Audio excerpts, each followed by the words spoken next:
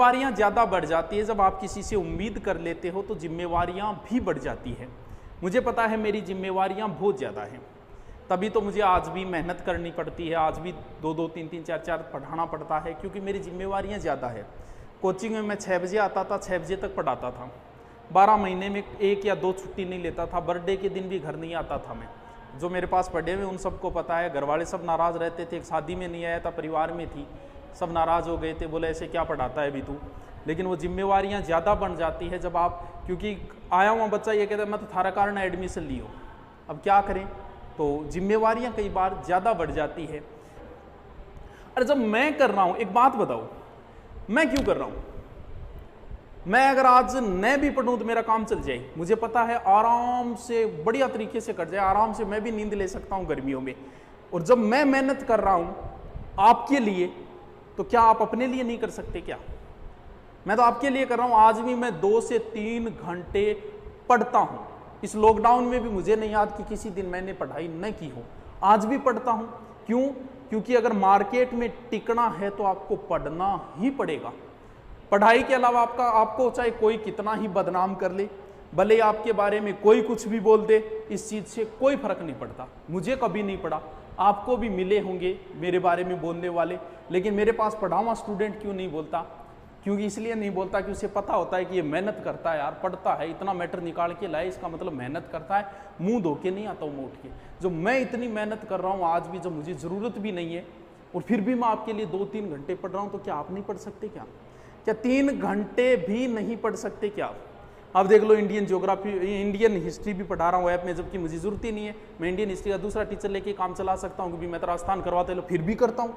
हिंदी भी पढ़ा रहा हूँ, 2-2 टीचर, 3-3 टीचर ऑलरेडी, फिर भी मैं आपके लिए मेहनत कर रहा हूँ। तो क्या आप थोड़ा सा नहीं पढ़ सकते क्या? करते क्या हो रही है तो बताओ? इतना सा ही तो टाइम है आपके लिए। अरे यार मैं आपके लिए तैयार हूँ, आप जब कहो तब। हाँ, तो फिर आप क्यों नहीं कर सकते? मेहनत तो करनी पड़ेगी, मेरे साथ करनी पड़ेगी, अब 3 महीने करनी पड़ेगी आपको।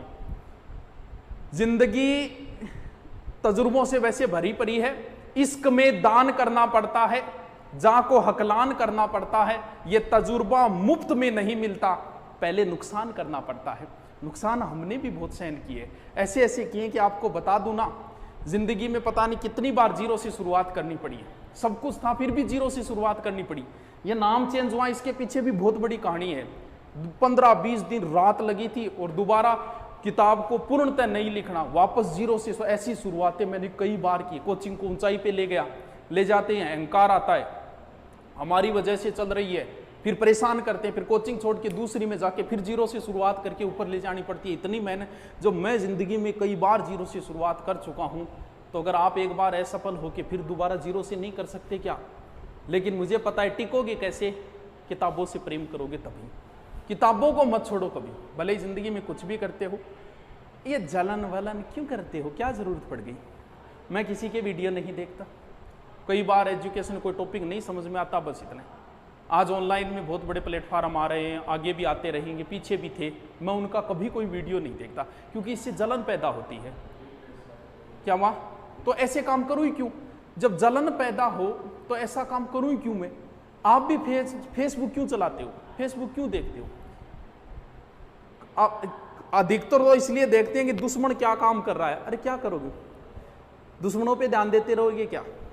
मैंने एक कोचिंग छोड़ी थी, छोड़ने के बाद उन्होंने मेरे लिए फेसबुक पे पोस्टें डाली। मैं अच्छा था, 12 महीने उनके पास पढ़ाया, अच्छा था, निकलते ही बुरा हो गया मैं। तो कई बच्चों ने कहा और कई साथियों ने कहा कि गुरुजी आप इनका जवाब क्यों नहीं देते? मगर मेरे यही काम है क्या?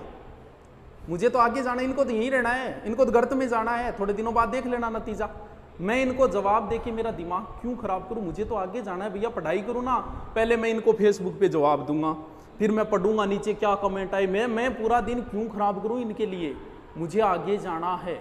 ये दोस्त वोस्त आप जो समझते हो ना, दोस्त ठीक है 1 या 2 होते हैं, लेकिन जिस दिन आप सफल हो गए धीरे धीरे वो भी कम होते जाएंगे। दोस्त धीरे धीरे कम होते जाएंगे, और करना ही कम है। ऊंचाइयों पे जाने वालों के कभी दोस्त नहीं होते। सचिन तेंदुलकर के दोस्त का नाम बताओ, अंबानी के दोस्त का नाम बताओ, है क्या? नहीं होते। आदमी ज्यों ज्यों ऊंचाइयों पे जाता है तू अकेला होता जाता है। अगर आपको बाज बनना है तो इन पेड़ पौधों से मोह छोड़ना पड़ेगा। ऊंचाइयों पे रहता है बाज को कोई मतलब नहीं है पेड़ पौधों से। जो पेड़ पौधों से मोह करते हैं वो पेड़ पौधों पे ही रह जाते हैं। इन चीजों को आपको छोड़ना है, समाज को भी छोड़ना पड़ता है। मैं नहीं जाता, कभी काम चल रहा है।